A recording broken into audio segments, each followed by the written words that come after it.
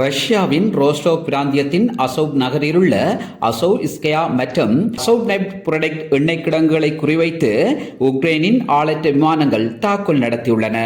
இரவு முழுவதும் தொடர்ச்சியான வெடிப்புச் சத்தங்கள் கேட்டதாக உள்ளூர் வாசிகள் தெரிவிக்கின்றனர். உக்ரைன் ராணுவத்தின் ரகசிய பிரிவான SBU ஆளற்ற விமானங்களை பயன்படுத்தி ரஷ்யாவுக்கு சொந்தமான எண்ணெய் கிடங்குகளை தாக்கியுள்ளதாக உக்ரைனின் ஆதரவு ஊடகங்கள் தெரிவிக்கின்றன. அந்த தாக்குதல் நடைபெற்ற இடத்தில் மொத்தமாக 22 எண்ணெய் தொட்டிகள் இருந்துள்ளன.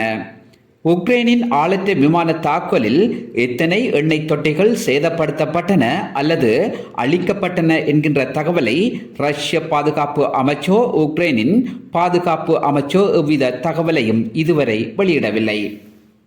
உக்ரைனால் அனுப்பப்பட்ட இன்னொரு ஆளற்ற விமானம் ரயில் நிலையம், எண்ணெய் கிடங்குகள் மற்றும் எரிபொருள் முனையங்கள் அமைந்துள்ள துறைமுகத்துக்கு அருகில் தாக்குதல் நடத்தியுள்ளது. அந்த தாக்குதலில் தளம் வெடித்து எரிவதையும் அவதானிக்க முடிகின்றது. ரஷ்யாவுக்கு பொருளாதார ரீதியிலான இழப்புகளை ஏற்படுத்துவதற்காக உக்ரைனின் ஆளற்ற விமானங்கள் தொடர்ச்சியாக ரஷ்யாவுக்கு சொந்தமான எண்ணெய் குதங்களை குறிவைத்து தாக்குதல் நடத்தி வருவதாக உக்ரைன் தரப்பு கூறுகிறது.